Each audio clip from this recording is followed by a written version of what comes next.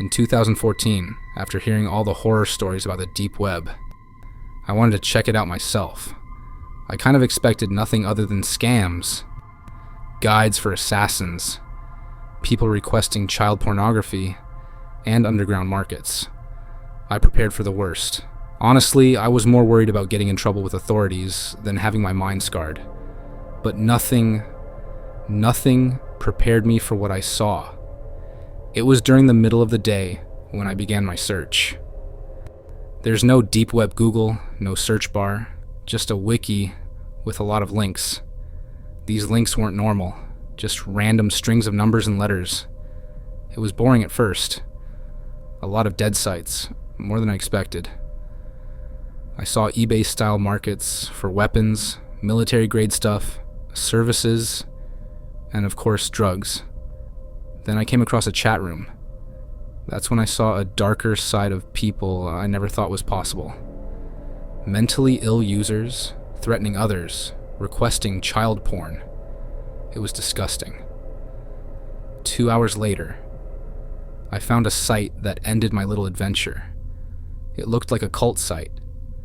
Just an email address and some religious mumbo-jumbo, but there was a video embedded on the homepage. Like a naive kid, I clicked it. The video, shot with a crappy camera, early 2000s style, showed a masked man holding a knife. Suddenly, he was cutting something, the kind of cutting you'd see at a butcher shop. And then it hit me. It was a human body. He was cutting at the legs. Screams followed. Then, a new scene. A decapitation. The head, clean off. Another shot of the masked man. Then, a picture of a church. It had a weird symbol. It was a cult recruiting website. The footage kept going. More bodies, cut up, hung in ways more gruesome than you'd imagine. I turned my computer off. Didn't touch it for a long time. That was my first and last visit to the deep web. Last visit.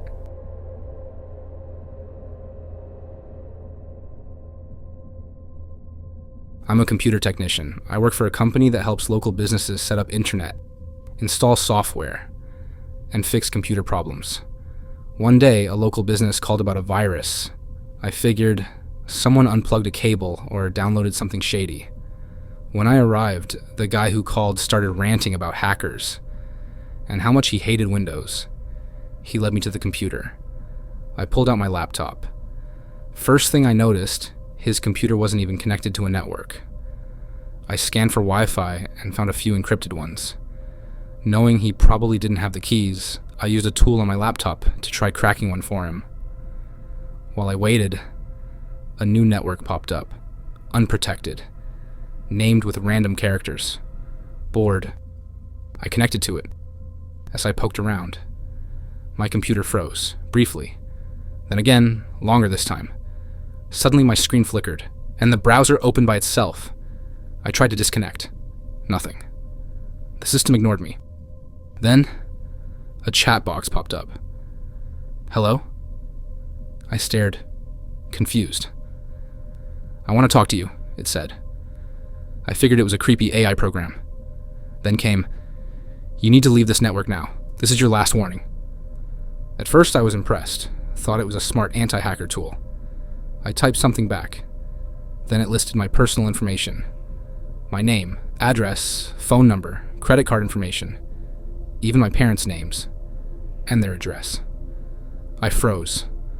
The final message said, "Don't look at me like that. My webcam is on.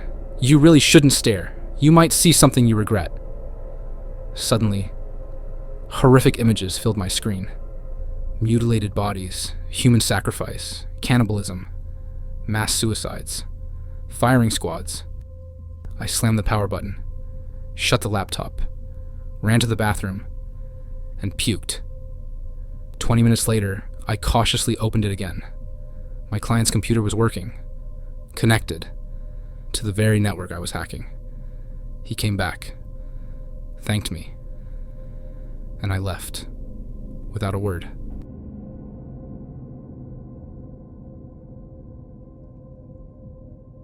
I decided to visit the deep web, or dark web, whatever you want to call it. The internet's lowest circle of hell. I wanted to see the most extreme content I could find. I come from a wealthy family and had thousands in Bitcoin ready. After 2 weeks of searching and getting scammed, I came across something real. A red room.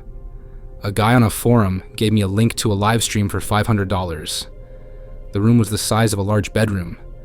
The floor was covered in mulch. A rock sat in one corner, and across from it, a kiddie pool filled with water.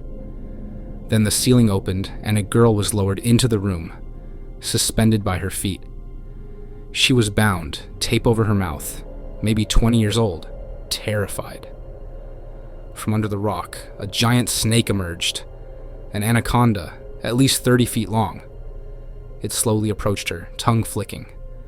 She fainted. Whatever was holding her began shaking her like a toy in front of a cat. Then the snake struck, jaws clamped around her throat, coiling rapidly. It squeezed the life out of her. The ceiling closed as the snake started swallowing her whole.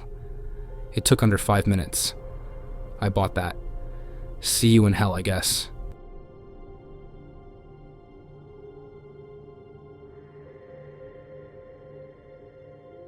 I'm posting this through a proxy, so don't even think about finding me. It started when I found a solid amphetamine seller on a deep web market. I live in a boring town. No local dealers. I used encrypted methods, proxies, Bitcoin tumblers, everything secure. At first, I had the packages sent to a nearby old lady's house.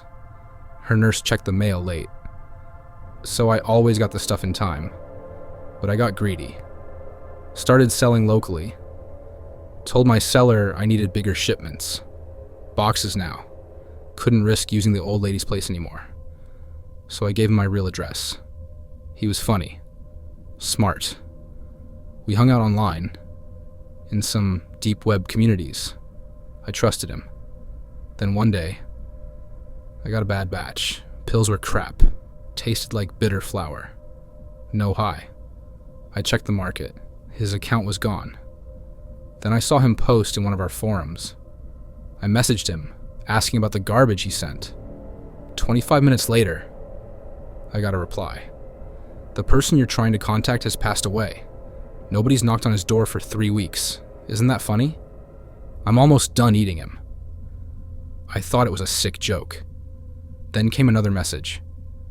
There wasn't even food in the house when I killed him. I haven't needed to take out the trash yet. Isn't that funny? I replied, pissed off. He answered, they're bone meal. You never smelled bone meal. You don't have a garden? And then, you know, you don't live too far from me, judging by the address I have, just over the state line. Well, be seeing you. Probably just a messed up prank, right?